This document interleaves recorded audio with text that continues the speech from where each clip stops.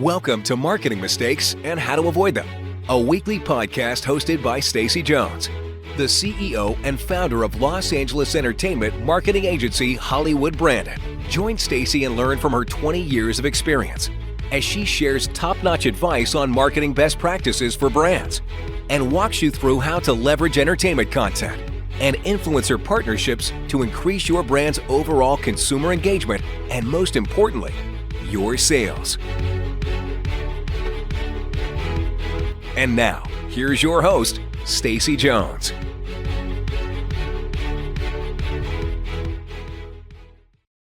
Welcome to another episode of Marketing Mistakes and How to Avoid Them. I'm Stacy Jones, and today I'm going to talk to you about some insights that savvy brand marketers need to know, including recent changes in product placement, why they matter, and how this marketing practice is skyrocketing.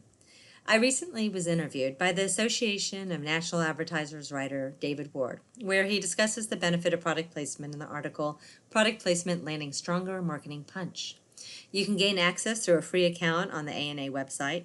Definitely check it out, as it's not only very in-depth, but he also interviewed our clients Fleer and Coffee Beanery on their program successes and why product placement matters to their companies.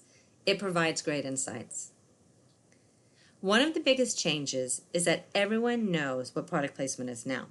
When I first started working at an agency specializing in product placement back in 1997, no one knew what product placement was. My own mother tried to dissuade me from going on the interview, as she thought I'd be working at a grocery store and turning product this way and that to position it better.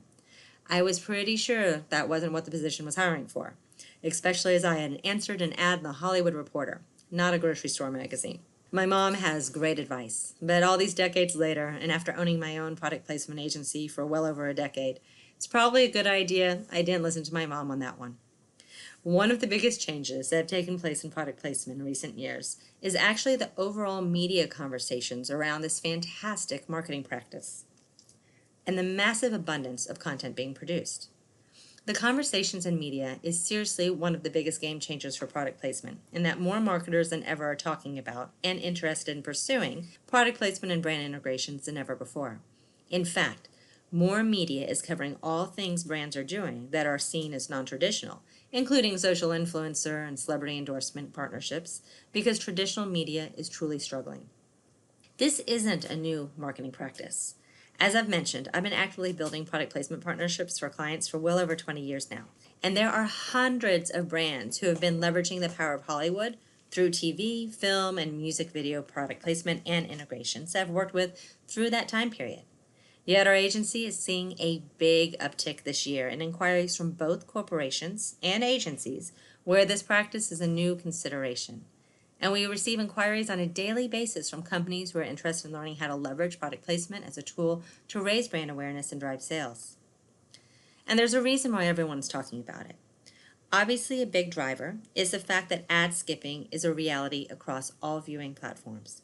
But what is truly driving marketers to take notice is all of the content opportunities that their core target audiences are watching that will just not allow them options to advertise in, namely your SVOD platforms like Netflix and Amazon. And it's not just B2C advertisers, it's also B2B as well, because after a long day at work, what's one of the first things you do? You come home, you change to get more comfortable, and you settle into your couch to relax by watching some of your favorite programming. And business decision makers, they're human too and are no different. There's a reason also, though, why so many brands will never find true success. For a brand, you have to be actively embracing product placement if you truly want to have the magic that this marketing practice can bring you. It's a numbers game. Brands who just dip their toes in and want to pay for one or two surefire, and by the way, there is no such thing as surefire, guarantees of wins are not approaching product placement the right way. Sure, some brands do have mega wins by luck or by buying their way in, but usually those are one-hit wonders and not full-blown strategies that are built out that pay out for years or decades to come.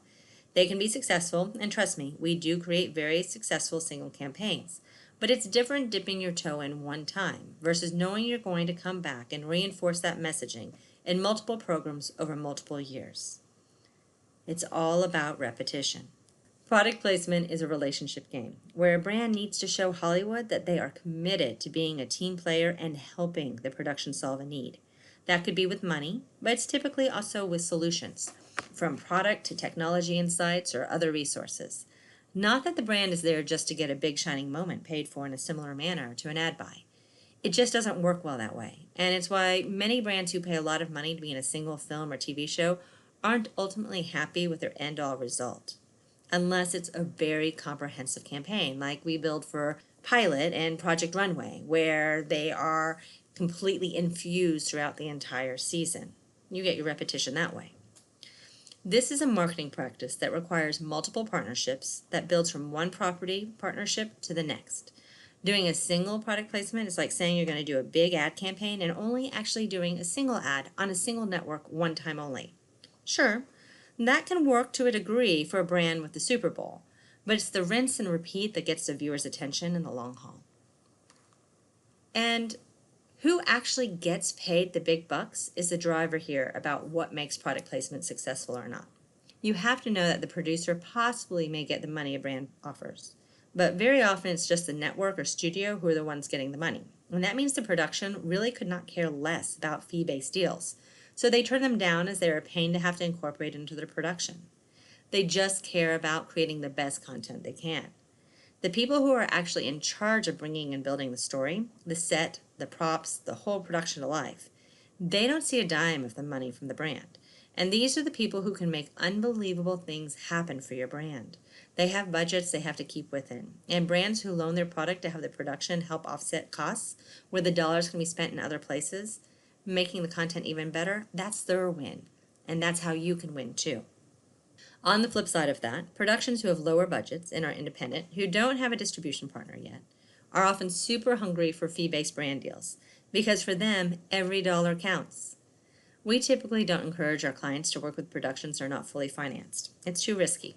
But if the production is an independent, it has at least one cast member who is well recognized, then it's totally worth it for a brand. Someone is going to pick it up, or it will be sold to Netflix or Amazon or some other platform, where there will be eyeballs.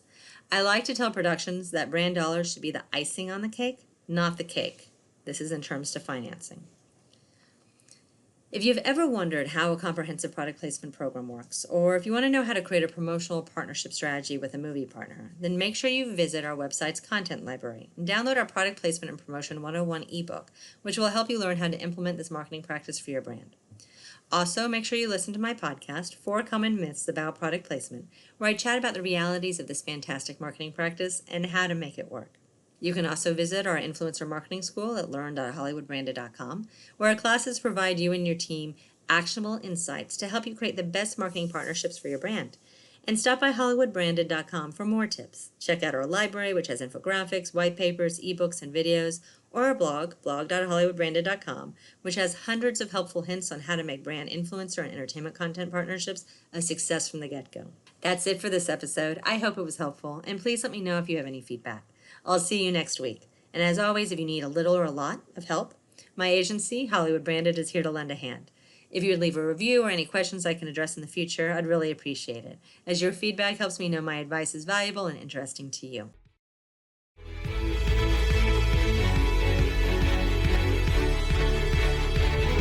Are you ready to make the magic of product placement, celebrity event activations, or influencer partnerships help your sales?